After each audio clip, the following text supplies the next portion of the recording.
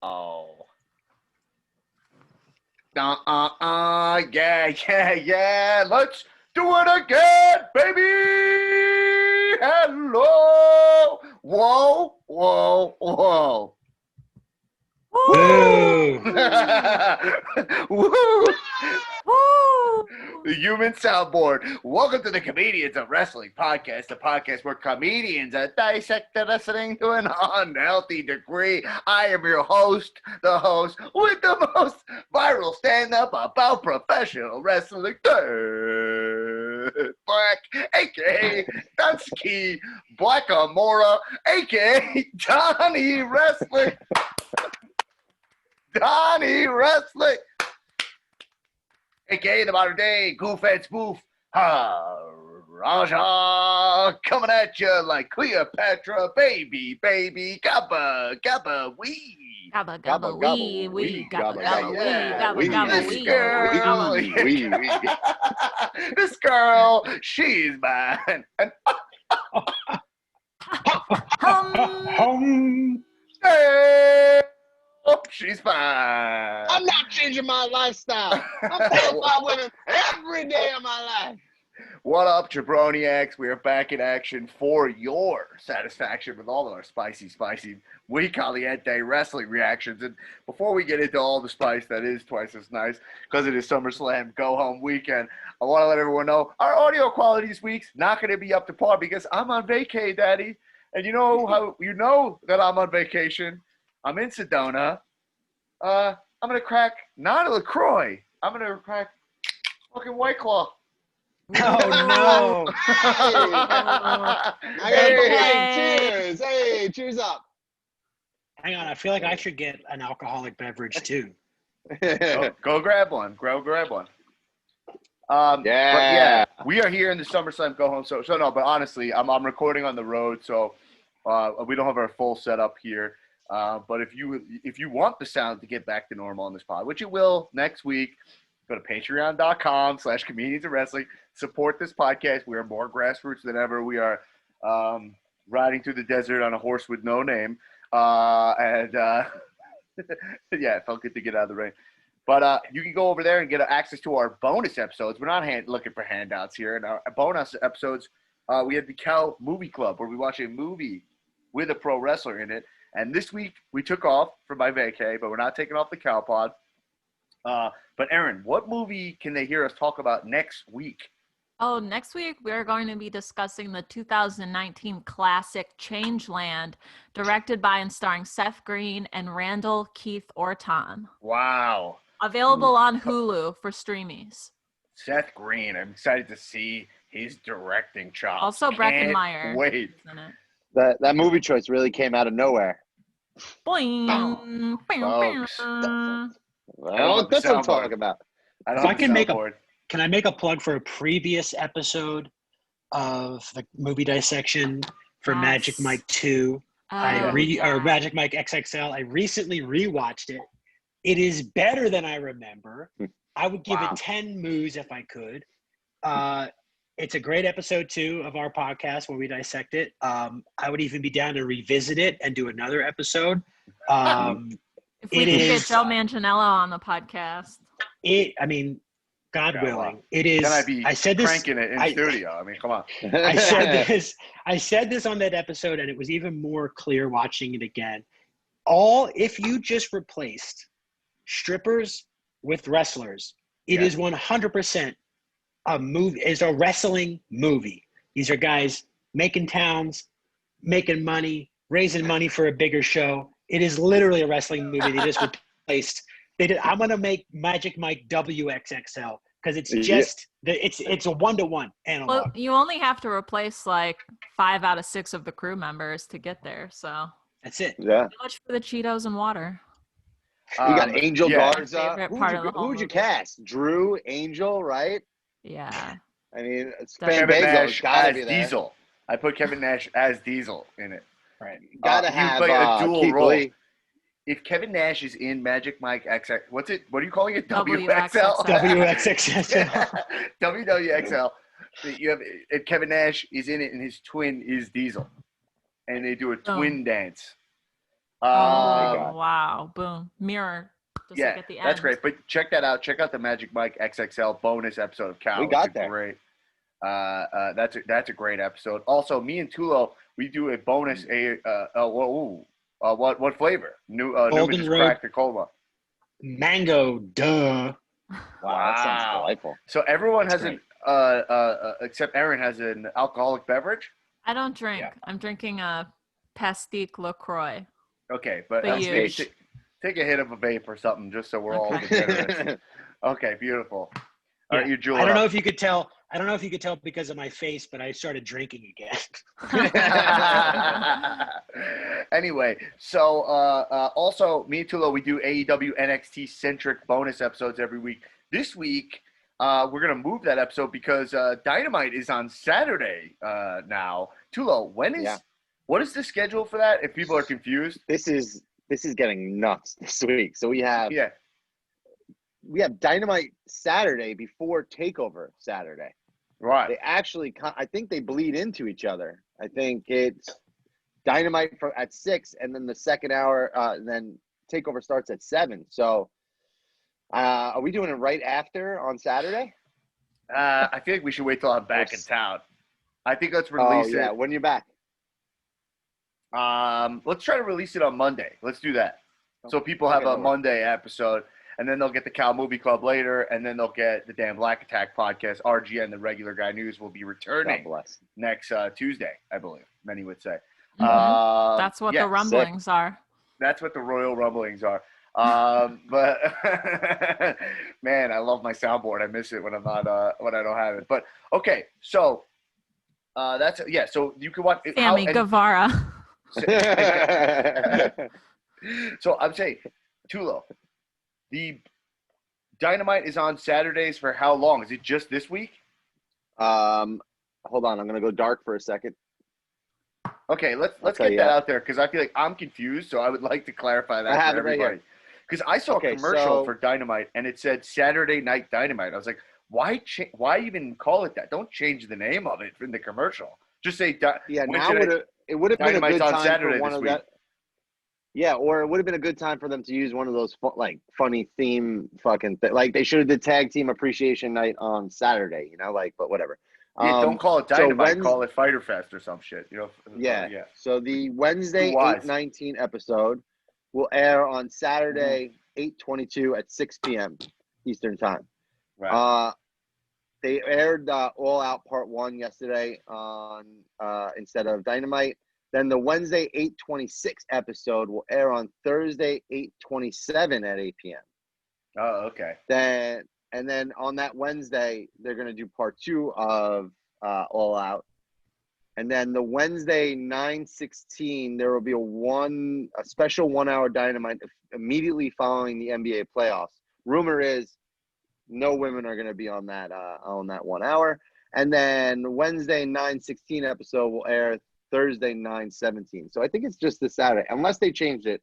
Wait, so All Out is not a pay-per-view? No, they're showing They're last doing part year's 1, part 2 of last year's. Oh, got it. Cool. All right, sounds good. All right, so anyway, we're going into, by the way, in the house, we've been talking to them already, but let me give the people the proper introduction. He's here. He is a nasty boy. Nasty Newman in the house. Welcome to How About a City, bitch. As always, the first lady, Erin Finnerty. What up? And from Bonus Land, but here on the main feed, he is the holder of the Cal Money in the Bank briefcase, the Super Mark Nictula. That is correct. Alexa, what time is it? That went well. The time is 3:24 p.m. Eastern Standard Time. It's your boy, Tiptoe Tula. Totally worth it. Wow, we checked that for a while. That just didn't deliver. All right, so anyway, this is SummerSlam week. Did anyone else that the fact that they said SummerSlam was this Sunday when you were watching Raw? Did that catch anybody off guard? I was like, oh shit, it's SummerSlam already. Yeah. Yeah. Yeah, it definitely feels like everything's like meaningless timeline Right. wise. Yeah. Right. Mhm. I can't like the Time's summer definitely like like a flat fucking circle crazy. right now. Yeah. Many would say Especially when flat you're doing circle. peyote and Sedona, you know, I mean, when you're dancing with wolves out there in Well, Sedona, I mean, it's part of time his is irrelevant. responsible campaign, his Right. responsible championship campaign. So it's Well, all I'm part of it. currently that is true. I'm currently in Sedona. I'm in a vortex, Mhm. which I don't know what that is. That's what you want to call it. Newman can explain what an energy vortex is. I don't know what it is, but I'll say this: on my drive into Sedona, I drove through a hailstorm, which was fucking insane. Scary. It was the craziest thing that's ever happened to me in my How life. big I was did the not- hail? Like, They were probably like a size of like a dime, so not like huge, but okay, people have I've seen seen like that ones that. before. And we drove through it. I was like, what the fuck? I was like, this is Jamie. Should we drive through this? I don't know. And she's like taking pictures. Look at this. We drive into it. Zero visibility. I'm like, oh my god, this is probably destroying my car, right? Like, I couldn't see anything. We pulled over to the side of the road. I took a yoga mat that we had in the back, put it against the glass. I was like, if the glass is gonna shatter, Dennis, I know he's having flashbacks from the hailstorm. From the acid. So we got that. Then, like right after I got into Sedona, and I was like, "Wow, well, you have to really go through something to get in here." But yeah, I am here, and then all of a sudden it's SummerSlam weekend. But here's what I want to get into. Well, actually, Newman, I want to ask you, what is an energy vortex? I think this is pretty interesting. I mean, I guess it depends on what kind of vortex you're talking about, right? You're talking about like a toroidal vortice, right? Where it's like a 4-dimensional shape where the energy is actually, it's like a smoke ring, right? Like where the energy is replenishing and sort of like pushing itself out in this like 4-dimensional ring, or like, are we talking more like just like a classic kind of like black hole style vortex? I guess maybe I thought Sedona is a vortex. But anyway, I'm saying that. I mean, to explain the hail, I think it's just that. So it's near Flagstaff, right? Yeah. Sedona. So Flagstaff is like a ski town. Right. And you're apparently the same kind of dummy that I am, because when I went to Flagstaff, it was snowing, and I was like, "What the fuck? It's Arizona!" And I was like, "Oh wait." I'm like, just because on a map it's all within this border doesn't mean it's all fucking desert. Like there could be different climates. I thought Arizona was one flat blown. desert. And all of a sudden Me I'm getting hit with Arctic weather, and I'm like, what the hell is happening? Right. Anyway, all right. Many different zones of climate in that state. And then so we went to go climb this rock, beautiful, like this red. Sedona is gorgeous. I recommend going if you haven't been. And it's like all red rocks. I go to climb it. All of a sudden, this guy's like, I see some hippie guy, and he's like, "Hey, you guys here for the ecstatic dancing?" And I was like, "What the fuck is that?" And he's like, "Oh, you didn't know?" And all of a sudden, these guys have like, you climb up the mountain a little bit. All of a sudden, there's just a bunch of hippies. They found this flat circle plateau, and they're just dancing up a storm. And I was like, man, these people are having a level of fun that I'm incapable of as a human being. They were so fucking satisfied just dancing and drinking in the earth. Yeah. And anyway, then I just kept. Then I kept sounds like walking. a nightmare. Yeah, I kept walking. Yeah. So you were in the. So technically, you were in the bad, spiritual Thunderdome. Absolutely. Maybe an energy vortex is the Thunderdome. Yeah, so let's talk about how does this relate to wrestling. Tula, you're getting me back, which is crazy because it is SummerSlam weekend, right? A week, and I think all of the news is out of the ring kind of this week. Not all of it, but I'm saying the major items. And I think I'm going to throw it right over to what I think is the craziest story in wrestling, among other stories right now. I'm going to throw this over to Erin has a special report for us on some what I would call wrestling true crime. Right? Yes. Your wrestling true crime correspondent, me.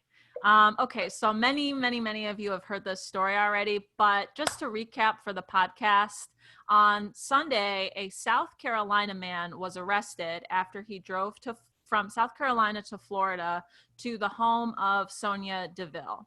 And he parked his car at a nearby church and walked to her home cut a hole in the screen door to her patio and hid there for a few hours.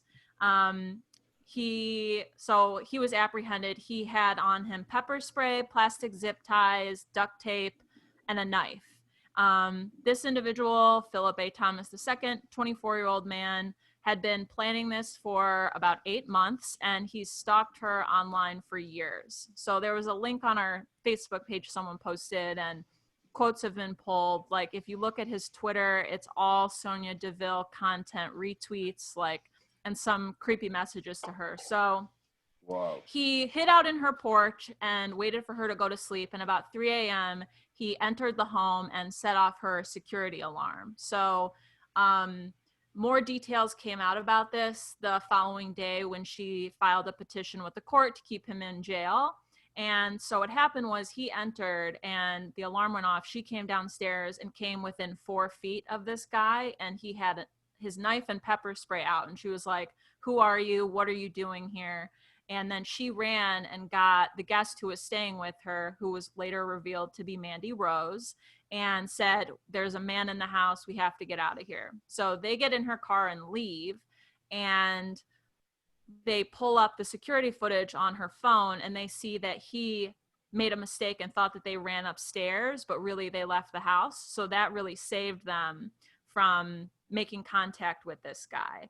So the really scary thing is that she went into her, after this all went down, the police came and apprehended this guy in her home. So he's in jail.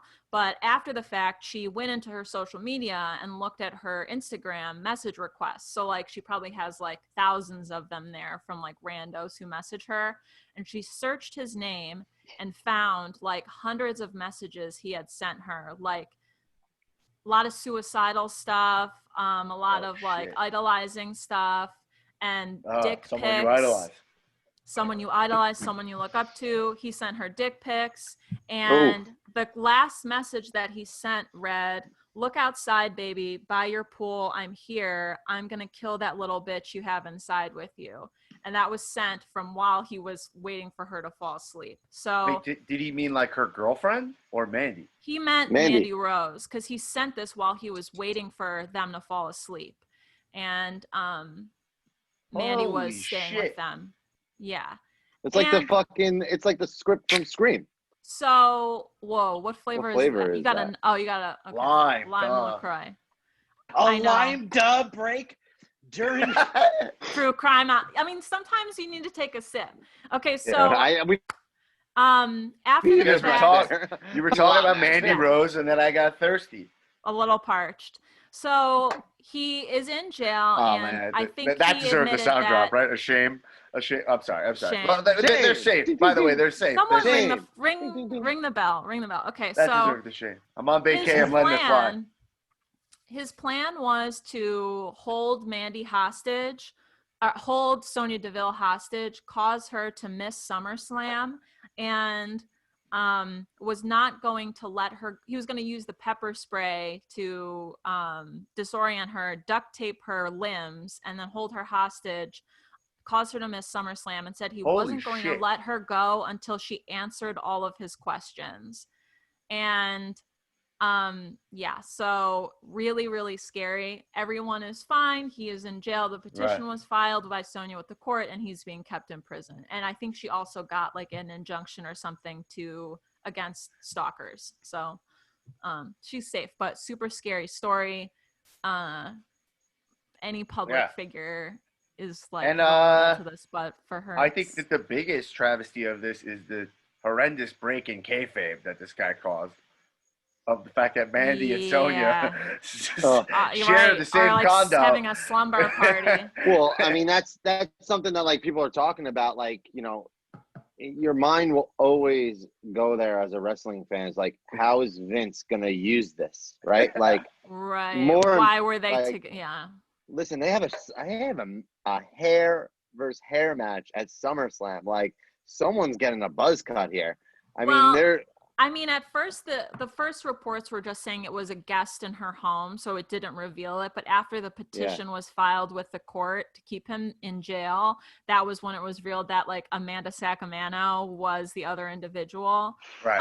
who was in the house with her. I'm just thinking of the emotions that are going through when you're standing across from like your best friend after just going through that, to have to now put all that behind you. That's traumatic. Yeah. That's terrible.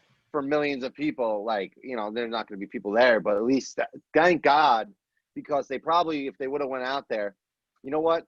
Damn, man, this is the kind of moments where live crowds are awesome. And it would have people would have probably been going crazy for them if they rolled out in Boston at SummerSlam, man. Really scary. You mean like to be scary. like, we're like so glad that you're Like, okay? Yeah, like Yeah. lifting their spirits. The pops would have been like so important for them, and like, but also at the same time, it's nice that they get to go out there and not in front of a crowd too, and have to. Yeah. I mean, it's still going to be They'll live, be in the but virtual crowd, so the Thunderdome. This is the least important aspect of this, but I bet you know, having gone through something like that, this match between them is going to be better than it. Yeah, better than you expect. Yeah, I mean, it it's doesn't like matter. Least important, but yeah. Well, it's a I can see bonding the emotion experience for sure. Exactly. Just like when like Becky and Charlotte, like best friends, would wrestle, like they've like now gone through something super traumatic together. Bound by trauma. See how it plays out. Yeah. Tulo, were you saying you wanted this guy to do an interrupt? I feel like that's where you were going. You wanted to. You want Philip? No. You're like, saying you're like, what's going through Vince's mind? No, I honestly thought that's where you were going. You were going like, how is Vince going to do this? You think he's not like the there's the guy?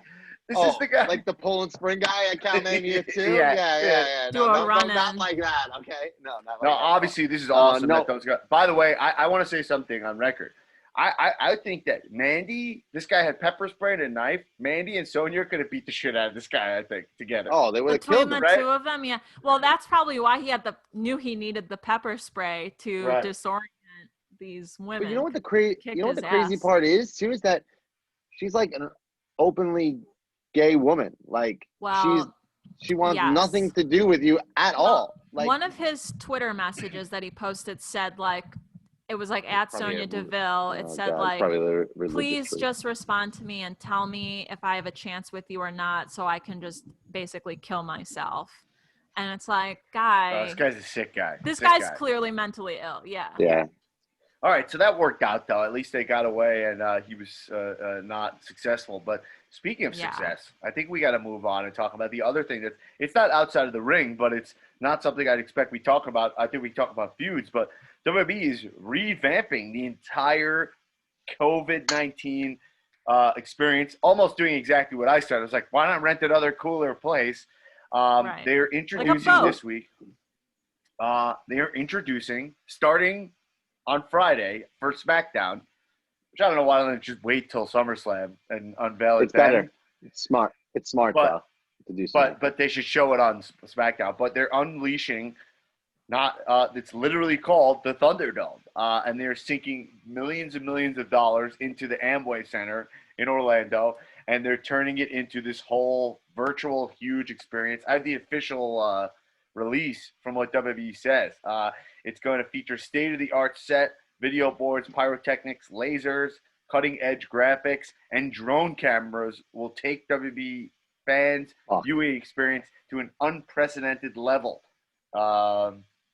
It's going to be insane.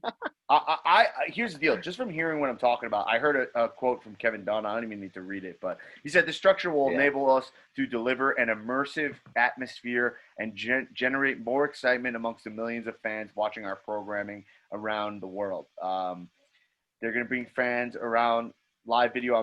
They're going to, basically zoom in fans on massive LED boards. And they brought in this technology company to do it. So they're taking this shit seriously. They're doing a full-on residency at the Amway Center, and it's going to be a whole interactive thing. I think this is a major win and a much, much, much, much needed change for what we've been watching with that fucking fan. I never want to see that fan again. You just said it last week on the pod, though, Dan, too. It was like the biggest problem was that they all look the same. We've been saying it for nonstop. We didn't know. obviously this isn't something that they just thought of overnight. They've probably been thinking of this from the second it's all been going down and how they're going to do it. I mean, it's so crucial because even if this is like the future, like this shit might be like this for another year. People might not be going like AEW is advertising having fans next, on the 22nd or whatever it is. That shit's going to go in the shitter real quick. And if WWE finds a way where they can get people to pay money to do stuff and supplement some of the costs and stuff, this is going to be massive. And not just that, it's going to make NXT unique again too, which gets back to its special. Like I hope they put NXT a little bit of money in the post-out. PC is cool. Like it's cooler that NXT is smaller, but not with the. It's just this is what the whole WWE product is. But I do think this Thunderdome sounds extremely exciting. I happened to see a little bit of the NBA. Obviously, don't know who was playing or what the game was, but I saw a little bit of what they're doing. And they're doing a similar thing where they have like right behind the dugouts, the bench. The dugout, right behind the dugouts, each team's dugout, the Orlando Magic dugout. They have fans. Virtually watching the game. It looks pretty cool. I mean, it is truly right out of like a sci-fi film, But I think this is gonna be awesome. Another quote I read from Kevin Dunn that I don't have it here, but I read it in somewhere else was he was like, it's gonna be like when the Fiend enters, it's gonna be like an experience. Like when Drew McIntyre enters, it's gonna be like a full on. The whole arena is gonna be like the Drew McIntyre experience. Who are you looking forward to most? Fiend. Right? What wrestler? Fiend. Mine is oh shit, I just blinked out. I'm an idiot. Okay, keep going. I don't know. Randy I just blinked Orton. out for a second. Well, yours is Dominic, right?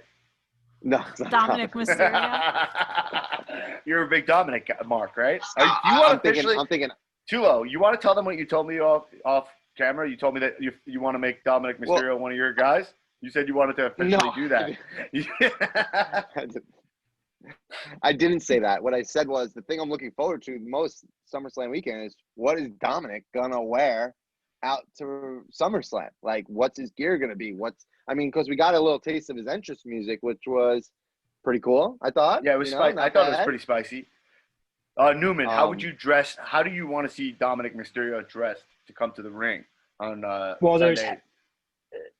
There's how I want him to dress and how I think he's gonna dress. I'll take both. Are we applying McMahon's razor to this?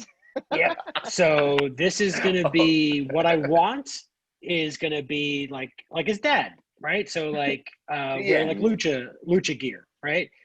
What's gonna happen is he's gonna wrestle in jeans and a t-shirt. Yeah. What you want is him maybe to come cut out, off sleeves. and you want Ray to run in and put the mask on him, right?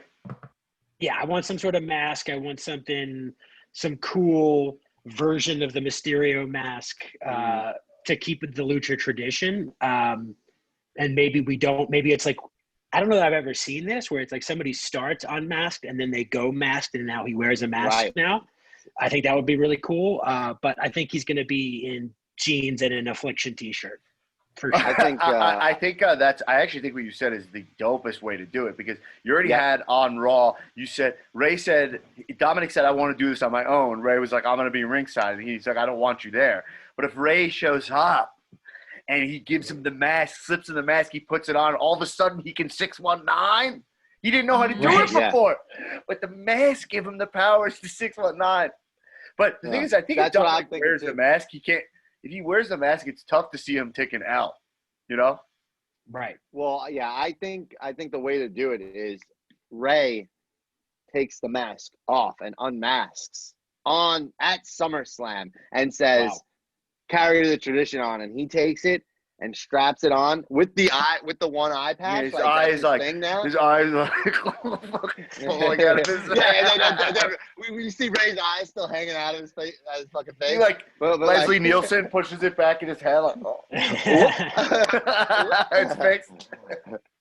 But I think that moment, if they do that, if Ray unmasks, kind of calling it quits in a kind of a way almost, maybe he can always come back. but becomes Ray the dad now and not Ray Yeah. the wrestler and passes on the tradition. I mean, I'm gonna fucking Oh my scream. God! If Ray's What new if Rey gimmick is that he's Mysterio a has- dad, his has a mask on. What if he has a Dad mask Mysterio. on under the mask? And Under he the takes mask. one mask off, and there's still another mask on. Love and he that. gives oh, him like that Sting, mask. like the Yeah, Sting. yeah. Oh my God, yo! If Rey Mysterio takes the mask off and then he just becomes a fucking dad, and then he comes to the ring, he's like teaching people how to barbecue. How to ride a bike. Oh man, that would be just really funny. But I'll say, speaking well, God, I don't even know where to go. Let's say this before we get into actual wrestling. Also, it's reported that Renee is leaving. Oh yeah, she put in her notice at WWE. She is not someone who's like under a contract, so it was kind of like the shoe could drop whenever, and so they're reporting that she gave them notice this week. Yeah, I think it's a smart move for her. I think it's time for her to Yeah. move on. I think She's she knows so what great. she's doing. Yeah. She has the appeal.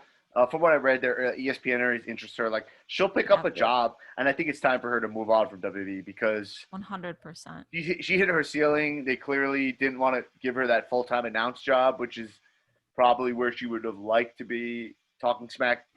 They are bringing it back, but the what was the show called? The backstage got canceled, and it was Talking smack. Oh, I mean backstage. Yeah, WWE, yeah. The fact that they think that backstage is the answer over talking smack. They already had the show that was people want to watch. You want to see a show where people break kayfabe over one where people come on and in character is just so much more fun. I don't know, but I think if I'm Renee, her husband's working for the other company, it's probably time to move on, right? I wonder, Yeah, and probably agreed. she could work for AEW in a way more limited capacity and way less restrictive contract as well. Like they'll take her in a second, let her work, but also let her do whatever she wants outside of WWE Yep. with a way Yeah, less. I think she's got something massive on the table because when she did backstage the first time out, I'm like, she doesn't need to be here anymore. She's so talented. She's so you gravitate towards her when she's hosting whatever show it is. She's so fluid and on point. I knew that like when I saw her on backstage, I'm like, wow, this is Fox Sports is seeing this. Right. They're gonna use her for NASCAR and all their anything they want. She could be the head person on it. I told my buddy works at CBS Sports. I said, look, Renee Young is like just put in her 2 weeks notice. I was like, tell whoever your higher ups at CBS Sports to get eyes on her because letting her she demands like a huge contract somewhere if she's gonna go. Yeah. And it doesn't have to be wrestling, it can be anything. She has a cookbook coming out this year too. Yep. That's like her big like pet project she's been Right. working on. Well, also she was on Total Divas, right? Now that's gotten weird now that her husband's the champion of the other company, right? Mhm. So I don't know She how was they on even. it recently. Oh, okay. I haven't watched. I don't know, but they are bringing back this- talking. They are bringing back talking smack. So. Well, I think that's good. Charlie's a great Charlie's the perfect transition to that, and Charlie works for ESPN already too. So I think if Charlie keeps taking the roles that Renee had, I think that's a good transition for him. They're not really gonna miss too much there. Right. Okay, so let's talk about SummerSlam, which is this weekend. I think let's dive right into the major feud for the title. The Randy. I'm just curious, how are you guys feeling about the Randy Drew feud? Are you excited for this match? How you feeling about the build? Where are you guys at? I think the only thing I would have tweaked thus far, I think it's perfect. I think the only thing I would have changed is I wouldn't, and maybe this is like, I feel like I sound like JR or something, but I would have not let Drew get any action on Randy yet. Like on Raw, he like was able to kind of like avoid the first attempt at the RKO and kind of fight back a little bit. Right. I would have just had him eat an RKO and keep Randy, just keep that heat going. But I think it's great. It's for the first time I'm like excited about like a Randy Orton match. For the first time I'm excited about like one of these post-COVID era championship matches. It's good, man. They're really nailing it. Yeah, I think it's good. I would say this. I agree with everything you said. I think that the writing they have for Drew was pretty smart, especially the Shawn stuff, because you saw him come back in NXT, so that's in terms of the work shoot elements of it. Shawn being a mentor to Drew's comeback is very smart. My only gripe with this is the sloppiness of what they're doing with Randy in terms of like calling him the Legend Killer again, which is fine, but he was also literally just put out a shirt a second ago that was like the greatest wrestler on the planet, and I think it's like I think they're muddying up the Randy brand right now, and I don't think they need to tie the Brandy. I don't think they need to call him the Legend Killer to still have this thing where, even though he is the Legend Killer, I just think you're kind of like rushing it back a little bit, because I love the storytelling that like it's where WWE is nailing Randy, is they're keeping him consistent and they're telling long-term storytelling with Randy where he doesn't like people who are over the hill and still trying to do it. It makes him fucking uncomfortable, and frankly, it makes him sick and makes him hear voices in his head, right? Right. So, like, that's consistent with him. It's like anyone who is a quote-unquote junkie for wrestling, he loses respect for you instantly. It's like, hang it up, you fucking loser, right? Right. And he can't even control it. And so I guess that's Legend Killer. I guess that's Legend Killer, but I think it was more nuanced than just Legend Killer. And I'm not really sure why, because I'm not sure why you bring that back. And also kind of, I know I'm being so nuanced, I just care about wrestling too much. But like The Fiend almost has a Legend Killer thing going on also. Yeah. Right? Where it's like, I took out Kurt Angle, and then even Baron Corbin, he retired Kurt Angle. I just think they're going to that well of it. And I wonder how much control they have over it. Now, Drew introducing this week the element of, I'm the champion. This all happened under my watch. I wish that was done better throughout this. Yeah. I wish that we saw him in these weeks, talking about the responsibility of being the WWE champion and how like part of that is protecting the older talent and the Legends contracts guys. And he's not doing that. And like even right. And I think they introduced that a little late for me. Yeah. Not just that, but also retribution. So he's not only look what's happening under Drew's watch. I said this a couple of weeks ago too. I said, Drew, and then you also have Seth coming in. So it's like everything is coming towards Drew. You have a Legend Killer, you have retribution, and you have a false prophet in Seth who thinks he's the one who should be leading. And truthfully, he's not doing a very good job. Drew's not doing a very good job of any of it. Everything's crumbling underneath his watch. So, I mean, I don't know what a win over Randy really does for him here. It doesn't, I guess it solidifies him as champ, but I think something big. It feels like he should lose. Randy's just killing it. I think Randy's behind all of this stuff, man. I think he's behind retribution. The way he walked out after Ali and Cedric and all the other guys like met up and they walked away, and like Randy came into like, why does Randy care about what those guys are saying? I think something's happening, and I don't know where the work is or where it's underlying. I still don't think he really beat up Rick, because the lights going out still doesn't make any sense to me. But I thought this week was a little underwhelming the way they went out, because really those RKOs were trash. I posted it about in the Facebook group where you could talk about wrestling at 4 a.m. But it was like, what's funny to me is Drew's reactions. Drew's reactions to whenever Randy is like running amok in the ring is exactly the same reaction as when you like see your cat like knock something off a table. He comes in, he's like, "Oh God damn it, what are you doing?" And he's like his level you of bastard. Like, you son of a bitch, you crazy son of a bitch. I have kind of a special thing here. I was able to get in contact because like Shawn Michaels, you were about to say. About the RKOs, Shawn Michaels reached out to me, and I'm able to kind of patch him in here. He went after he ate that RKO. He kind of went into hiding here, and he's reached out to me with a special feed. Holy shit! that I can Shawn patch Michaels in. is This coming is a on the cow pod here, exclusive. and he's not interrupting. Yeah. He kind of respectfully reached out to you here. Huh, That's awesome. That's rare. You know what I mean? Usually He they just patches right hack into your the feed. Yeah. Yeah. Right. Yeah. Well, I think he's in a different environment, so like Oh, I wow. don't know that he has All the right. same capabilities. Just let him know I can't play his music. Maybe Randy really kicked him in the head pretty hard there. That's what it seems like. So let me see if I can get him through. Yeah, patch him through. here. Patch him through. Sorry about that, guys. We don't have our Right. normal setup. We can only let's see. See. How's the Wi-Fi in San Antonio? Guess we're gonna find out. Yeah, we're gonna find out, I guess, right? I don't know if he's. yeah. I don't know if he's in San Antonio. I think he might have gone back to where he's from in Arizona. One sec. Oh wow. Let's see. Okay. Yeah, well, just bear with us here while we're gonna patch in Shawn Michaels. Oh wow. Oh, Shawn! Wow. Sean is here. Oh my Whoa. God! What's Sean. going on, everybody? Where are Wow, you? Shawn Michaels is What? here in the flesh. Look at Where that. are you, Sean? Right now, I am in Chandler, Arizona, at the Arizona Motor Speedway. Oh, we should have known. It's Yeah. wow. Look at that. I'm just going to Raining run there? it down for you. It's raining. Look, there's a lot of different climates in Arizona. You should know that, first of all. Oh Yeah. yeah. Not just We- a- we- it's You not didn't just one know? desert. You know, Yeah, it's not just one desert. Dan is in Arizona right now. Yeah, I know that. And, Oh, and you frankly, are, yeah.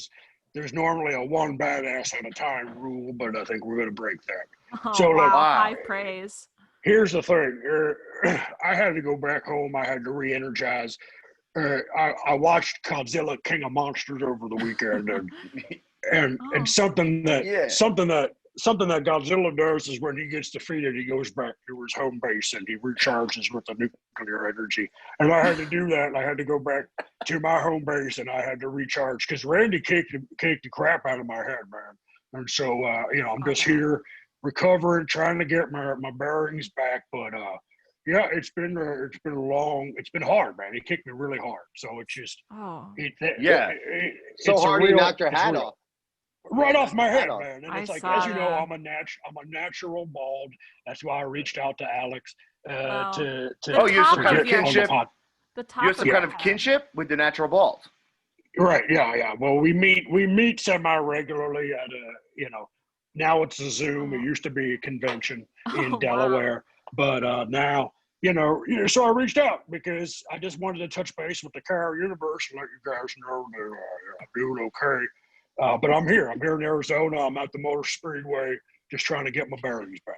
Yeah. So what do you do? Why are you specifically at the Motor Speedway? How does that help you kind of rejuvenate? Oh. Well, because so I'm like Godzilla. I believe Mhm. that I'm part of an ancient race Mhm. of titans. Okay. Yeah. You might have, that phrase gets tossed around in WWE a lot. The Titans, there's Titantron. It's Mhm. whatever have may it be. And so I got the idea from Godzilla King of Monsters, the movie from 2 years ago. Yeah. And Yeah. Yes. I went back You're to the the first person to get an idea from that movie. But yeah, So I went inspired by back it. to the motor. It's an inspiring film, all right. So in that movie, he's a god, and people worship him, and they find his lair, and so I got the idea to go back to the Motor Speedway in Chandler, Arizona, so I could re-energize myself. Because I tell you, man, you get kicked in the head, and you start thinking a little bit clearly. You start thinking about what's important. You start thinking about your family and what the future holds. And I just had to go back here and absorb all the energy in the Motor Speedway. Yes. Sean, I have a couple important questions for you. One All right, was hit me. this. So from being kicked in the head like that, how did that? Yeah. And I know you're a deeply devout man. Did that make you feel anything about all the men over the years that you've kicked in the heads? I'll tell you, it did. It definitely did. The only one, it basically, as you know, I'm a devout Christian, right? And I got kicked in the head, and I went immediately to the pearly gates, and God was like, "Hey, what's up, Sean?" And I said, "How's it going, God?" And Whoa.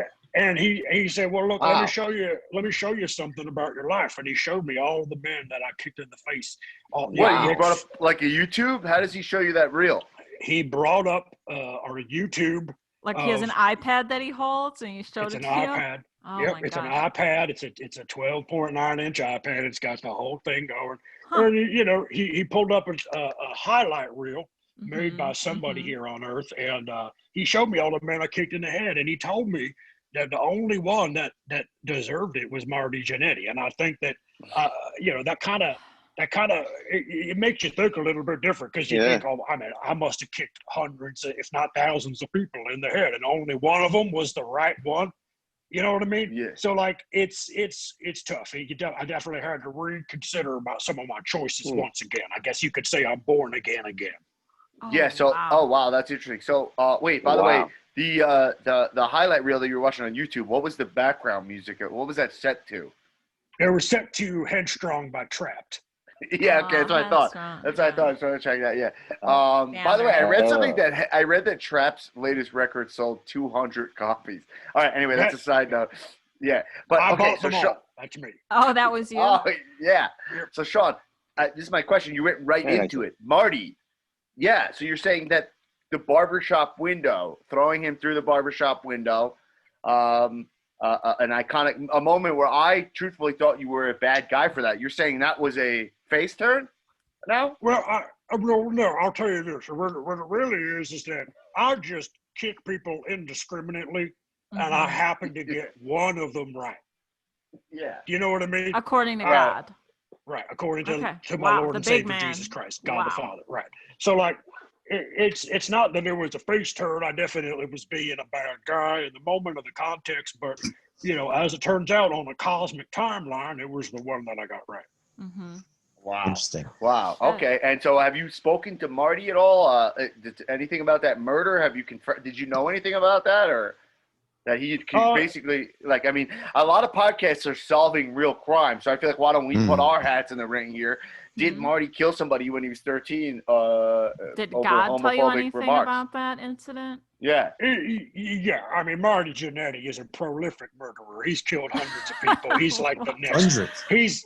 He's a serial killer for sure. So I mean, that's like, it's kind of messed up when you think about it. But yeah, God, the way that God put it, when he said, look, Shawn, Heartbreak Kid, this man is an evil man. And so I just have to kind of go by God's word. But yeah, prolific is the word I would use to describe his bloodlust.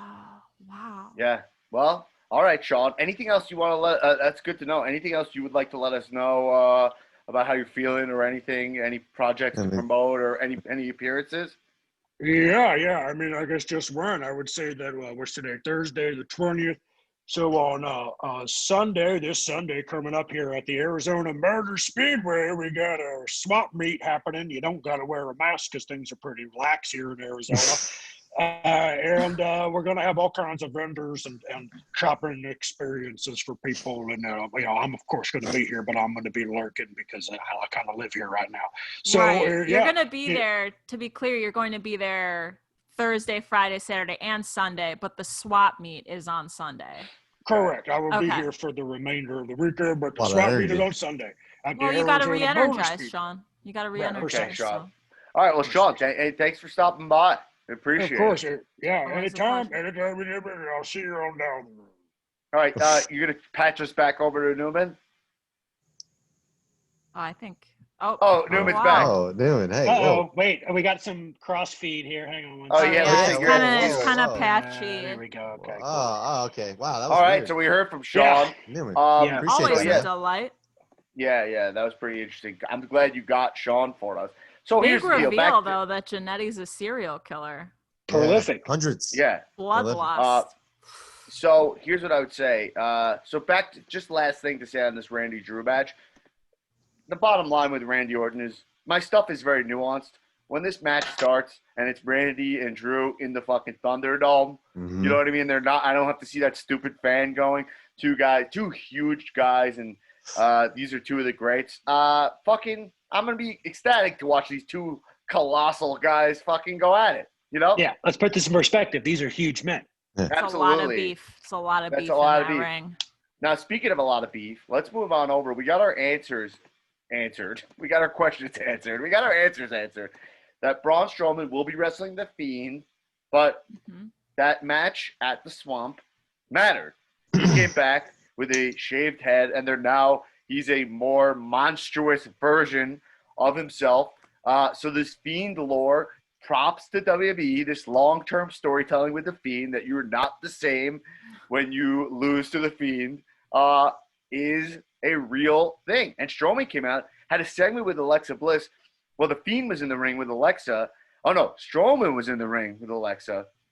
And they timed it where he, like, picked up Alexa and he was going to throw her, where meaning, like, before the swamp match, he was very compassionate and affectionate with his Alexa, and now he's willing to just throw her. He's back to his Monster Among Men version of himself, which actually we kind of we kind of said he didn't have enough characters to expand on, but I think they found enough nuance there where it kind of works. And then he threw her, went black. The Fiend was in the ring almost as the face to save Alexa, right? And then Strowman was on the screen like the Fiend laughing. I was like, that was fucking cool. It was. What if this is all just still like? What if that wasn't Strowman? What if it was the Fiend as Strowman, and he's messing with? I don't even know, man. He's fucking with us. Yeah. But that's what makes it good, because I'm like, when you're able to, with a wrestling storyline of all things, be like, ooh, what if it's this? What if it's that? Right. Then it's like, oh, this works. Yeah, I'm excited for that match because it's like they've done a nice job of being like, I don't know if Strowman pins the Fiend, it'll probably kind of work in the context of this. It's like, because Fiend made him awesome, and Fiend will think it's cool. They're doing a really nice job with the Fiend. I'm excited for this match. I think they instantly made Strowman more interesting again, and good. I think it's good. And we'll see. And Alexa will be involved in the match, right? Which I'm looking forward to. Yeah. Some kind of way, yeah. She has to be. And she's a great actress. This is a great spot for her. The way she slapped Braun in the face, like it was like 7 times. She was lacing him in the face. 1, 2, 3, like both hands. Yeah. It was cool. I'm excited. Yeah, those entrances at SummerSlam are gonna be insanity. Really crazy. I can't wait to see this Thunderdome. And I have very high expectations. And that's why I talked about it. I know that they, by the way, just a quick thing I didn't say about Thunderdome, I forgot, I just want to make sure, is they have a limited amount of time to test it from what I'm reading. Like, it's like going up and they're going. So I think it's going to get better over time. Yeah, there were photos posted online that showed the inside of the Thunderdome being erected, and it looks really different than obviously the Performance Center, but the setup looks really different than even your average kind of arena show. So I think they're going to do some neat things. They said someone mentioned that it kind of actually looks, like the SmackDown intro. Are you ready? And then it like that weird thing that's over the ring. They said, and if you look at the pictures, you kind of get the same feel like that's what it was. Now, here's a smart thing. They have Retribution. So just in case things start glitching, they could just start blaming Retribution for glitches. Oh, that's a great call. That's a great call. They have, and honestly, you know what? I'm honestly thinking about it. This could be all just a fucking reason why. Like, hey, listen, we're going on the Thunderdome. Shit might go wrong. What can we do to blame on the glitches and stuff? Oh, why don't we just create a fucking stable that causes problems and chaos that we can blame on? It's honestly, it's smart. Interesting enough. That's a great point. Let's get into Retribution for a second, as that kind of pertains to like Raw in general and Underground and everything, because Raw was like chaos this week. Like it barely felt like a wrestling program. It felt like a TV show, which is what I cry for. I felt like it was so fucking fun. I was like barely bored by it. I can understand if someone's like, I don't like that as much, but here's what I would say is I just don't think current WWE can compete with AEW in terms of just being like a pure wrestling program, but they can smoke AEW in terms of like a television show. Mm-hmm. If that makes any sense. So when and especially with Thunderdome coming up and Retribution, where they have access to all this like technology stuff and Raw Underground, like their resources. And right now they're being smart with their resources. They're showing AEW like, you guys are gonna look small again compared to us because of our money, And so I think it's smart and fun. Like I was marking out for like, there was some match happening. I forget what it was, but like Seth was just berating the announce team, like Samoa Joe. While Mickey, James, and Natty were wrestling in the ring. Yeah, I was like, this is what Seth's character would do. Seth's like this extreme narcissist, and like and also he's like, you can tell he's got like some insecurities and he's like scared shit heel at moments, and so he would just be like not paying attention to the rules and stuff. So I found that very fun, and also it makes you think, is Seth involved with Retribution? Who fucking know? You know, I don't know. So I was having fun with it. Now let's go into Retribution for a second. Mm-hmm. Do you guys have any theories about Retribution, and are you enjoying Retribution, or you think it's kind of corny? Where are you at? I think the good thing about them is they did stuff in the beginning of the episode, and then the whole time you're like, all right, it's always are they going to show up on Raw Underground? Are they going to mess up the end thing? Like, I don't know. It's just I don't think it really needs to be anything other than what it is, than just keep causing chaos at random times to always think that something's going to happen. I hope it really doesn't get in the way of SummerSlam, because I really think this card is awesome, and I think there's a lot of great things going on. So it definitely will be involved. I hope they pick their spots, like in places. Do it at the right time. The best thing that Retribution has going for them is that we don't know who it is. So, like, that's kind of the most exciting part. So if they do reveal the identity or like who this group is, it's kind of like killing the goose that laid the golden egg. You know what I mean? So like they might as well just keep it going for a while, or just blow it up and reveal it. I don't know. I kind of like the mystery. Have them invade Gorilla and put like Vince in a cage, lock him up, and then they're controlling the whole fucking show. You know? And they start switching up the card. You know what I mean? Yeah. To Erin, to your point, I would actually I would actually challenge that a little bit. I think they're approaching a zone where this happens in like improv, where like if you take too long to reveal what the thing is, by the time you've revealed the thing, it's been built up so much that it's impossible for it to like satisfy you. It's not unless it's something really exciting. That's why I'm saying they should either reveal it now or just make them this band of, you know, people who, you know, run roughshod on the show every week. I think it can be a good thing and a bad thing. Like David Lynch said that when they revealed who killed Laura Palmer on Twin Peaks, they killed the goose that laid the golden egg, and they never should have done it, and maybe they would have stuck around longer. So it's like it depends, but this is WWE we're talking about, so they're probably just gonna like blow it up. You know what I love about it too? And it's going to be like Dana Brooke. The thing with Retribution is, I think the idea is really cool. I don't know if I had to be nitpicky. The execution of them being kind of like bumbling fucknuts is like, you know, they're a little like, they're like putties from like, Power Rangers. Stuff. Yes. Like that makes me think it just like feels kind of lame as opposed to like true like terrorists.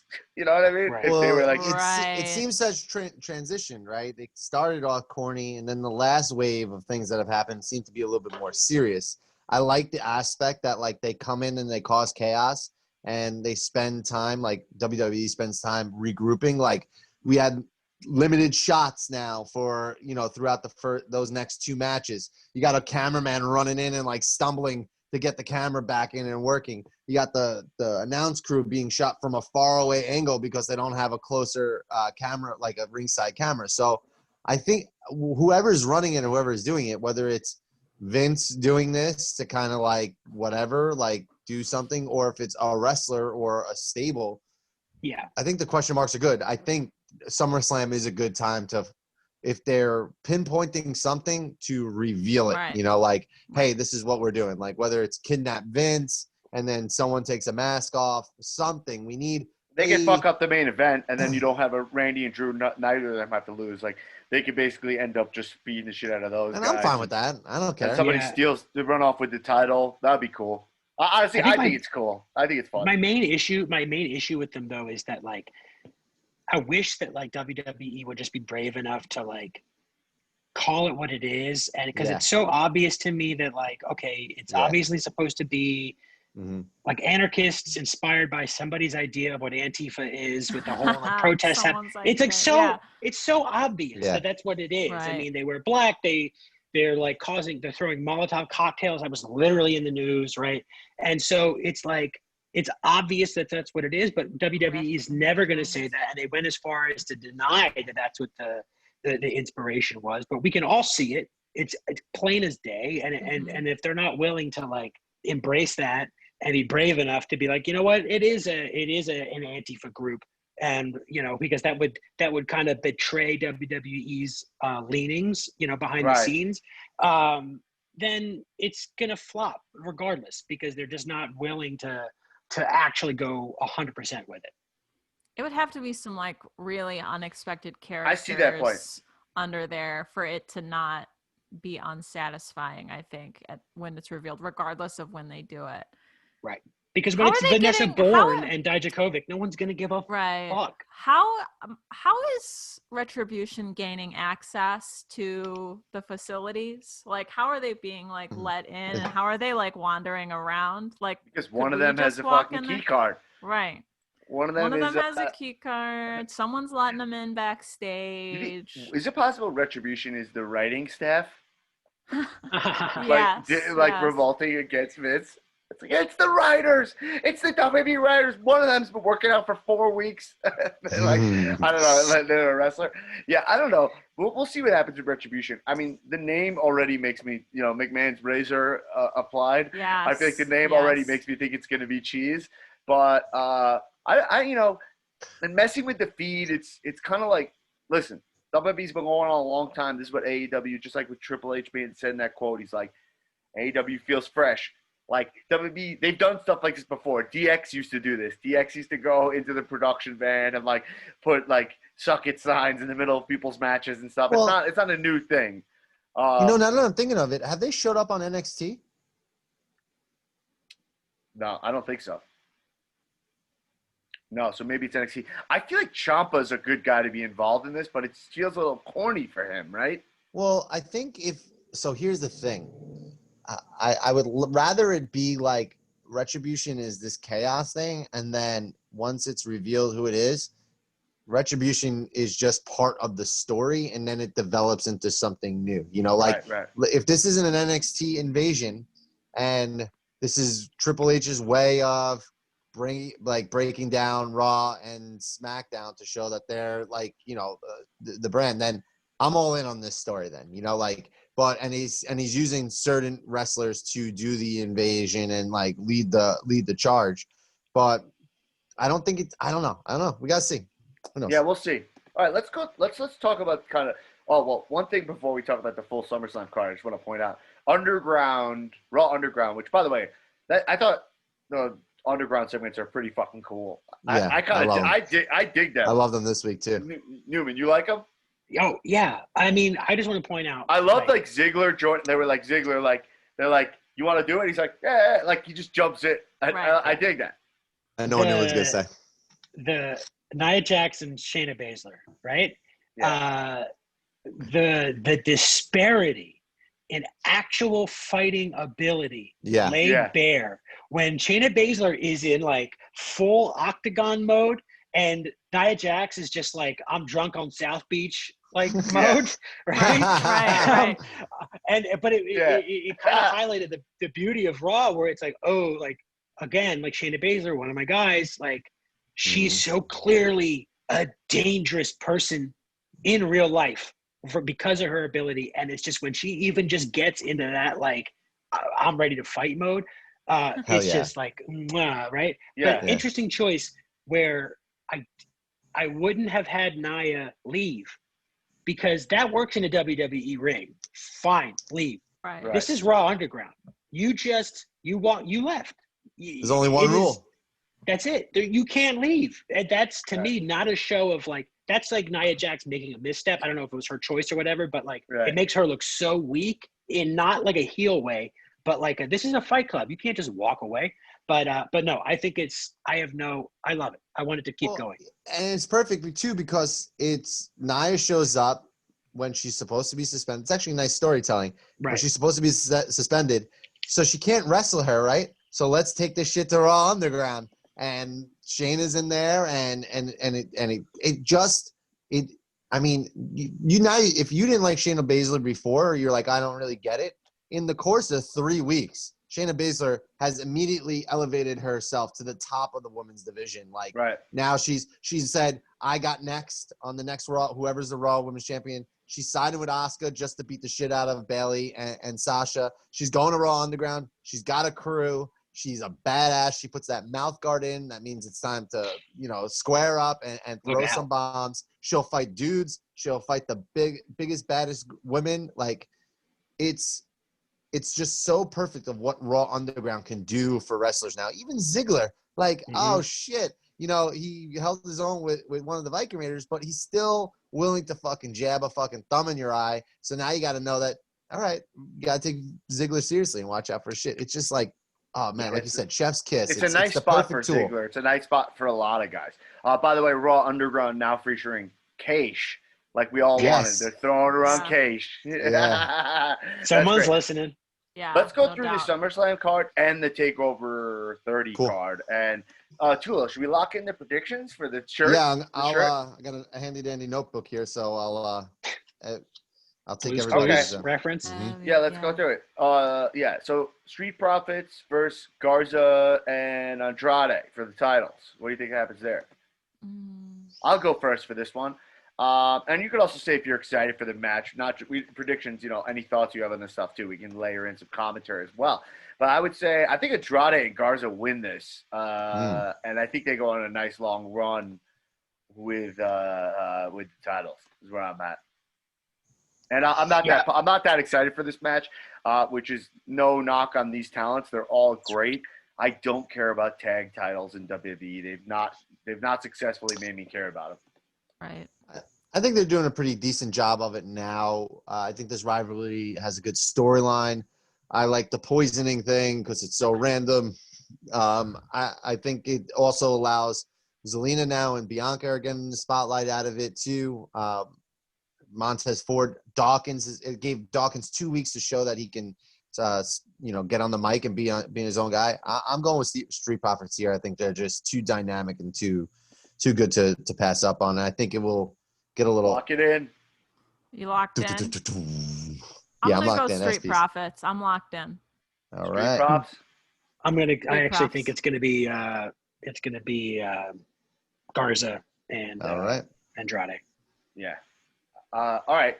Let's move on to. I mean, this is not in any order, but let's just follow this order anyway. Mm-hmm. So, Drew versus Randy for the title. We've talked a lot about the match, but really, gun to the head.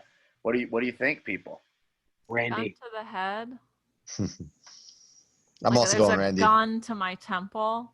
No, not actually gun to head. This is how you want to bet for this. So this is not gun to the head. Well, I'm gonna bet Drew. I'm gonna go Drew. Yeah, I mean, I guess are we going win or who walks out champ? We're going for the straight W, right? Yeah, win. Whoever. Because Randy could win by DQ, right? You know what I mean? Technically, yeah. As long as it's a win, it's a win. Yeah, I'm gonna say that Drew wins.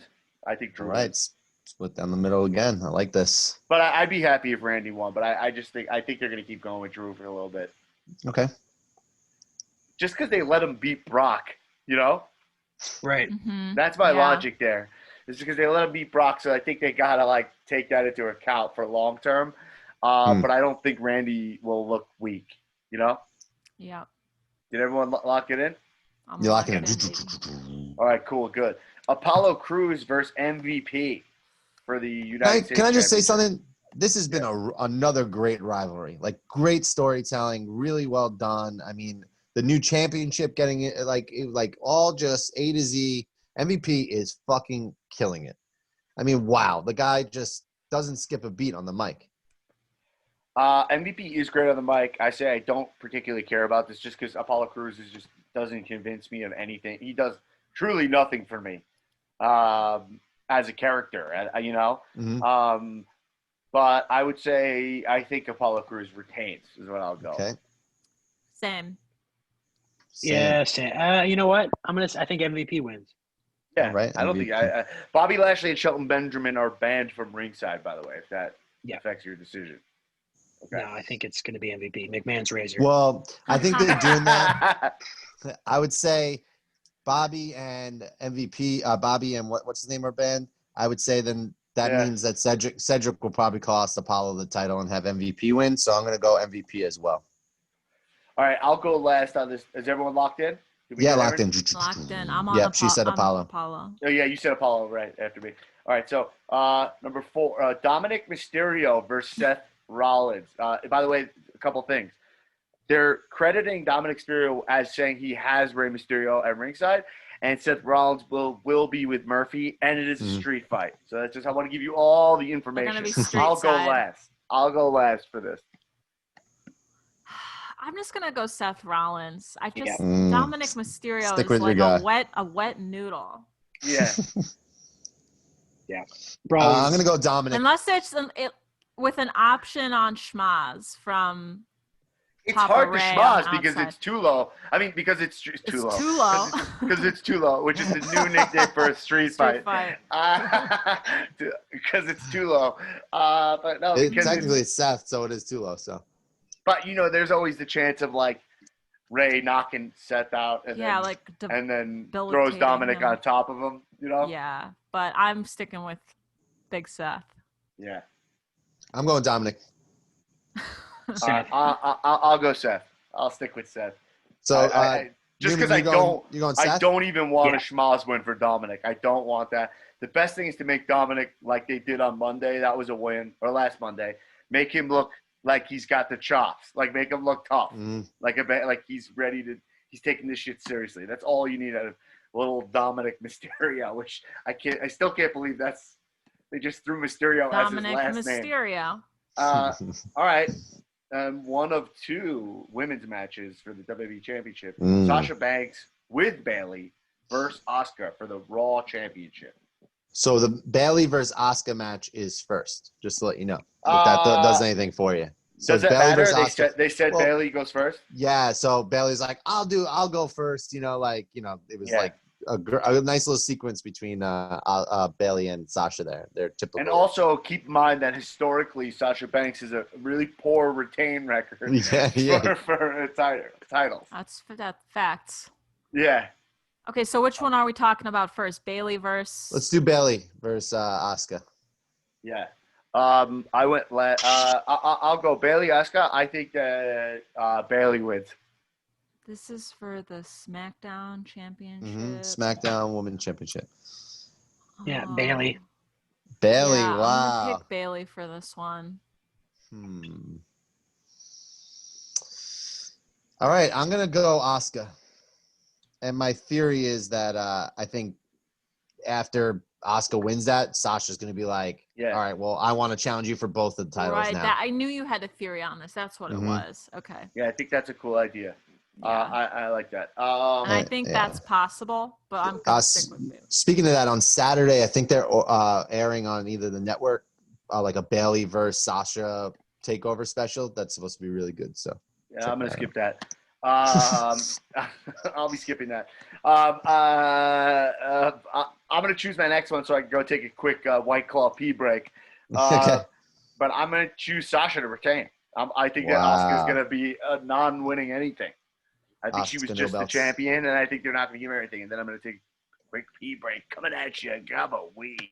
All right, Dan's taking a pee break on that. I'm going to pick Asuka for the Raw Women's title. So she's going to lose to Bayley, beat Sasha, and then Sasha and Bayley are going to be like, I think Sasha's going to be sad. I think that's a good prediction too.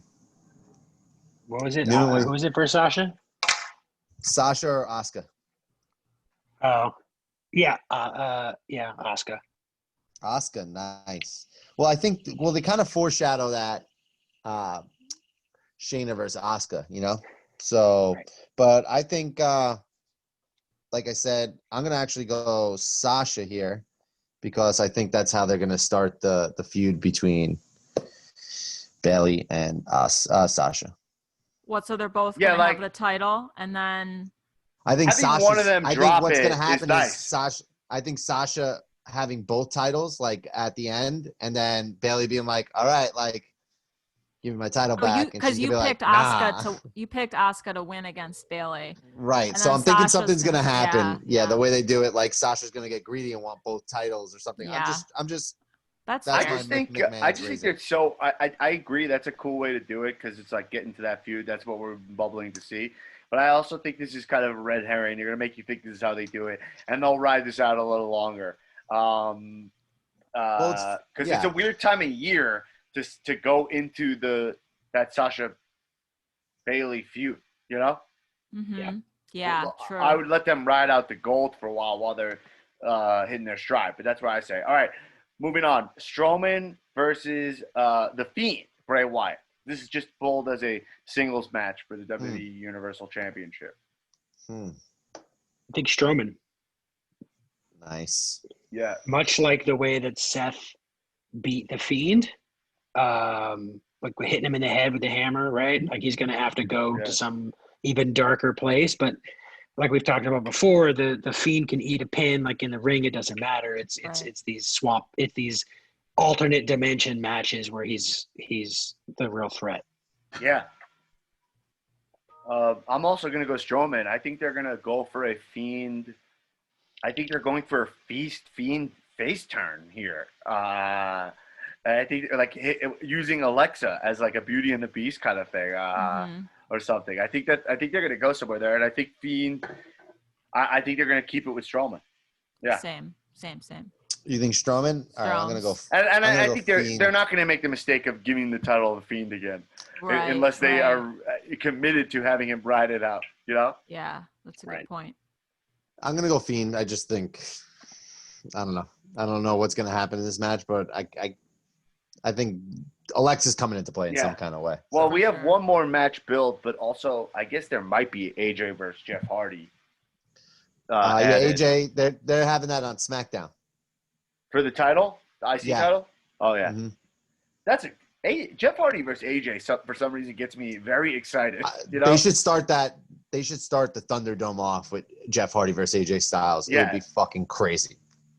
Everybody enjoy, watch AJ wrestle. Just enjoy him, you know? Yeah. All right, Mandy Rose versus Sonya Deville in a hair versus hair match. I guess this comes down to who do you think is willing to shave their head? Yeah, I think it's. I mean, the ultimate swerve would be Mandy getting a shaved head, you know. But I think this is all happening because Sonya's like, I want to shave my head, so why don't we just why don't we just do this match? And honestly, I'm pumped for it. I think it's gonna be amazing. Newman, as a Natch Bald, will you accept Sonya Deville into the League of Balds? No. She's not even recognized. No, she would have to shave her head like with like a bic. Like she'd have to be bald. Like crew cuts do not make the cut. She's just a crew cut. That's just a crew cut. She's going crew cut. Right. I'm gonna stick with Sonya Deville though, even though you think Sonya's gonna win. No, I think Sonya's the one who gets her head shaved. So Mandy's gonna win. So Mandy's gonna win. Right. Everybody across the board on Mandy's, or anybody want to fucking go crazy? I think Sonya's gonna win, and she's gonna refuse to cut Mandy's hair, and it's gonna be a rejoining of the two of them. That's beautiful, Newman. I love that. Someone said, I think in the group, like Otis is gonna come running down and then like sacrifice his head. Yeah. Oh, I mean, the Otis cash-in is going to be the most random shit you've ever seen in your that life. might actually happen. Is he gonna cash He might do a Fiend? Like the Fiend might win and he might try and cash in on the Fiend or something. We might get a cash in this weekend. Never even thought about that. Or Otis cashes in on like Randy. Imagine. The best thing they could do is Randy, Drew, and Otis join in the middle of the match. Is the funniest thing they could do. Oh, like my God. And Otis like doing what Seth did. Rollins style cash-in. I love that. He just gets his ass beat. It's the stupidest cash-in of all time. You know, I'm worked by. Are they really a couple, Mandy and Otis? No. I'm worked by this. No? I don't think so. I think she is. Right. It would be cute if they were. Oh, maybe. It's just because it started as like one thing online, like him like literally commenting on her like Instagram. Yeah, it was like not part of like any storyline, and then it became a thing. So I'm like, is it real? I don't know. I need to know. We're gonna have to have Erin do a report for us. I can do a special report, but my gut tells me no, because I don't know. Because Mandy would be staying at Otis's house, not Sonya's, on the weekends. Let's quickly run through the TakeOver 30 card, just because we're not doing that bonus episode this week, because we're going to do that later. But we don't need to do full predictions for this in that. But let's just talk about it quick, and you guys I'll just read it down, and you guys tell me any thoughts you have about it. So we have for the NXT North American title match. By the way, I think Johnny Gargano's okay, right? He got he's okay. On his head. That I watched that clip over, and I can't figure out who fucked up, but it seems like both of them. Like if they're going for like a scoop, like a whatever, like a scoop. Randy does that move or whatever, like a snap scoop slap. So like both of them, like Gargano kind of just like jumps straight up and doesn't like do like a flip, but then that guy kind of like sandbags and then just kind of like drops. So I think it was just like a miscommunication or something. Well, they did the move like a little bit after he actually completed it, and it just goes into a regular slam. That guy never rotated. He like caught him, and I think just didn't get. Yeah, but watch it again. Watch it again. Gargano doesn't. Regardless, because you would think, right? The move is probably like, basically, it's two components, right? It's like Gargano is like, I'm gonna run forward and basically do a front flip, and you're gonna just kind of like catch me and cradle me over. Yeah. So Gargano just kind of jumps straight up in the air. He doesn't like move forward at all. Yeah. By the way, I'll say Randy does that move a lot. It's a big Orton move. The like running. Cody does it too. Yeah, it's a big Orton move, and it makes me nervous every fucking time. Yeah. No, it's a running scoop slam, right? Running side. What do you call it? Shit, power we slam. Just said it. Running power slam is that's Strowman's finisher. Is what a running power slam is. That's when you have him on your shoulder and then you throw him. It's a running scoop slam, but I think it would be called a running scoop slam. Anyway, but yeah, that move when Randy does it, the guys' heads are but Randy's just so fucking good. Their heads are so close to the ground. I get so nervous by that. So I'm not surprised. But it felt like Gargano was running a little slow. Normally when Randy does that move, you have to go. It's like it's a momentum job. You know what I mean? Right. Mm-hmm. So you both got But anyway, whatever. I'm glad he's okay. But this match is Bronson Reed versus Damian Priest versus Cameron Grimes versus Gargano versus Dream. Ladder match for the NXT Championship. By the way, Velveteen Dream is fully back on. Triple H said they looked into it. There was nothing. And then a dude who was 17 years old posted his DMs with him, which he basically tells him, you'd be a great porn star. And, I mean, whatever. Get into it. But, very interesting thing. I don't know. Anyway, but Dream's back, basically, is what I'm saying. So this title, so that's a ladder match. What do you think? I think they give that to Damian Priest. Yeah, I think they've been pulling this Damian Priest has been losing well for a long time gimmick. He's like a killer. He loses in a way that's very impressive. He's really good at losing. I love Damian Priest though. But then we have Io Shirai versus Dakota Kai. That'd be a cool match. I can't wait for that. I'm actually really so wait, is NXT TakeOver 30 not in the Thunderdome? I think it is. Because I don't know. I feel like it's not being billed as in the Thunderdome, but I hope it is. I mean, I'm not sure. I mean, if it is, no. It says here it's in Full Sail. NXT's in Full Sail. It says right here. Monday Night Raw will be in the Thunderdome, and NXT will keep being at Full Sail. Which is awesome. But, I'm really excited. Raws and SmackDowns from now on, and Payback right now is being billed to be in the Amway Center. Dakota Kai right now, is awesome. WWE's Amway Center residency will continue for the foreseeable future with Raw, SmackDown, and pay-per-view programming will be there. Yeah. All right, cool.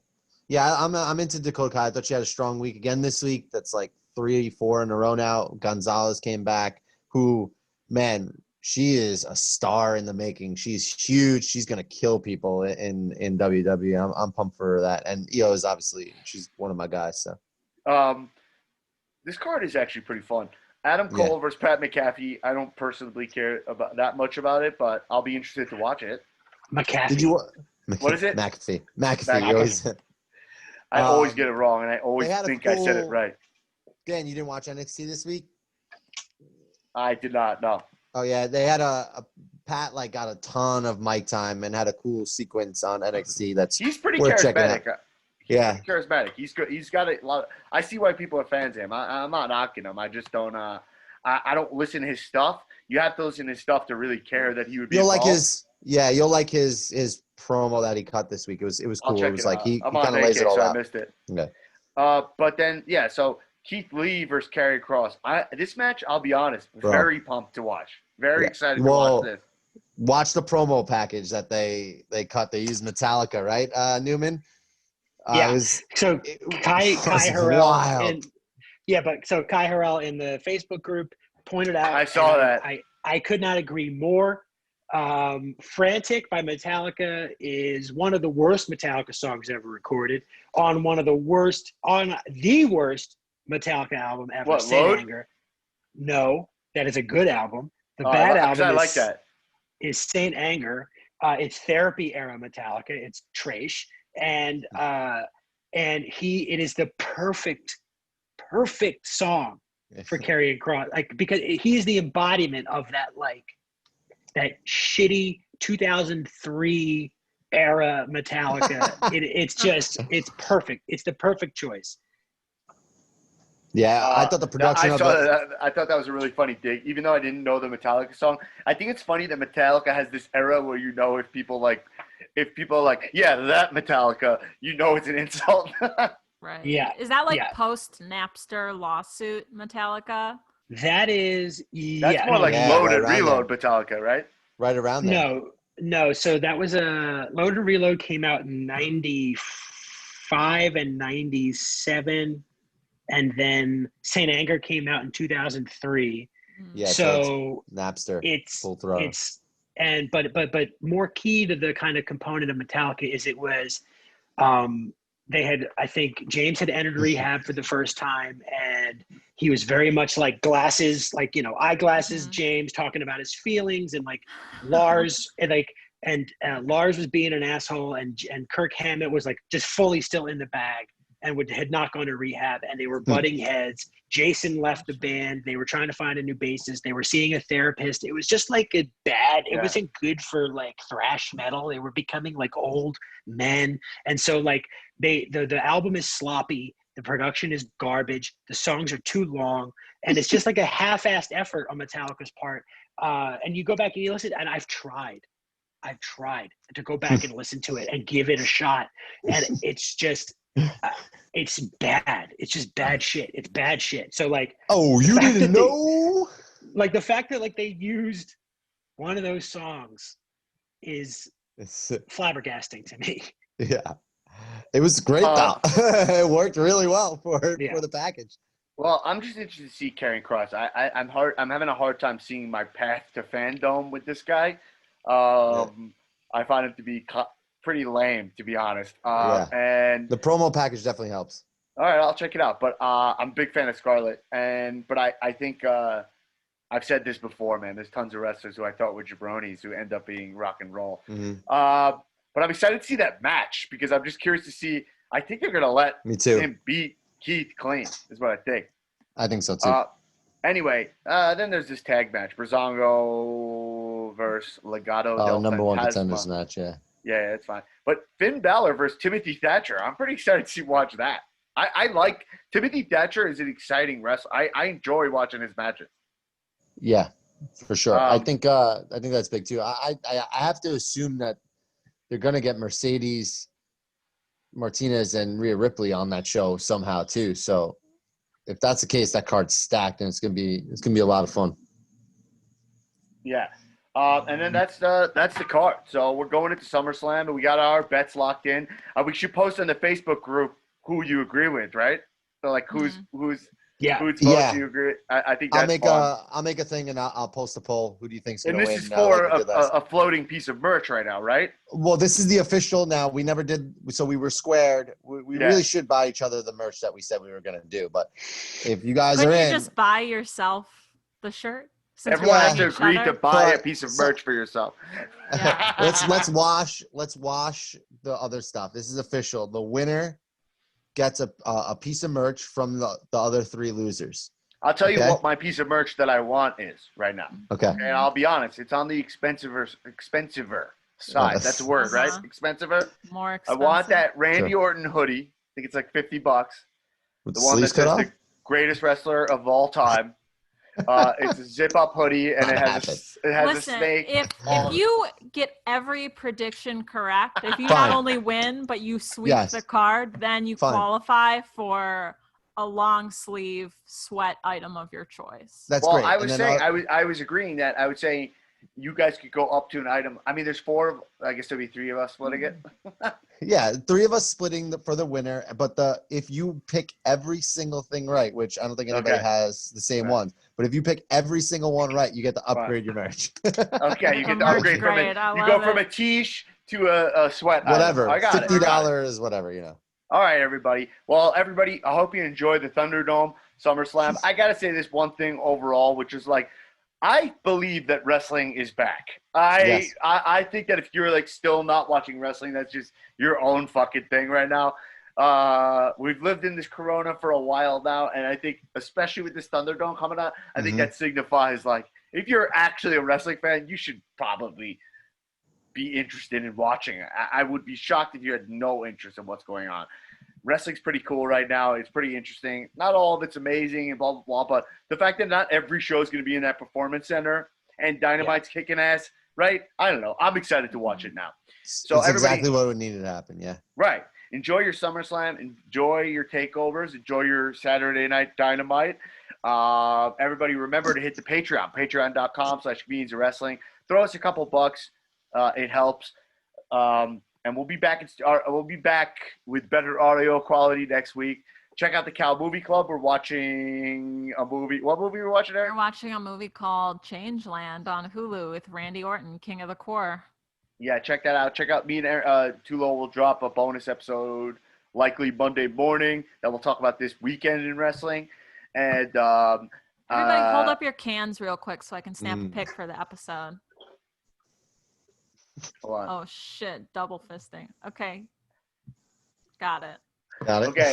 And also, if you want, check out the Dan Black Attack podcast featuring the regular guy news.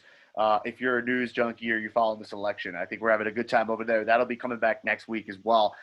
Erin's been on giving us some amazing special correspondent work, including the most golfing is president, and some good Kamala Harris work. So check that out. The least pretentious name in news. And everybody, I think we're done. So I would like to tell you from Sedona, from the Vortex, keep watching wrestling. Namaste. Kisses.